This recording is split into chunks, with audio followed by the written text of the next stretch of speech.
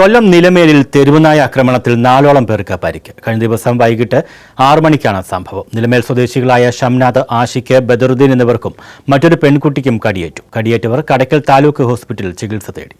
സംസ്ഥാനത്തുടനീളം തെരുവുനായ ശല്യം അതിരൂക്ഷമാകുമ്പോൾ ഇതുമായി ബന്ധപ്പെട്ട മറ്റൊരു വാർത്തയാണ് കൊല്ലം നിലമേലിൽ നിന്ന് വരുന്നത്. ഇവിടെ തെരുവുനായ ആക്രമണത്തിൽ പരിക്കേറ്റ 4 പേരാണ് ചികിത്സ തേടിയത്. കടി ഇത്തിരി വലുതാണ്. കണ്ണങ്കോട്ട് റോഡ് സൈഡിൽ. എത്ര മണിക്കായിരുന്നു?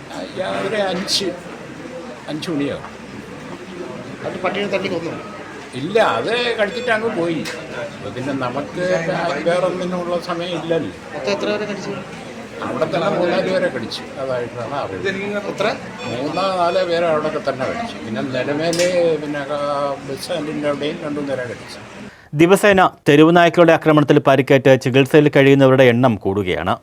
എന്നാൽ ഗ്രാമപഞ്ചായത്ത് പ്രദേശങ്ങളിൽ തെരുവുനായ ആക്രമണങ്ങൾക്ക് അറുതി വരുത്തുവാൻ പഞ്ചായത്തുകൾക്കും ആകുന്നില്ല.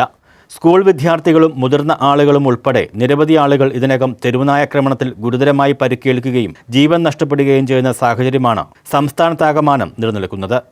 ന്യൂസ് ബ്യൂറോ, കൊല്ലം.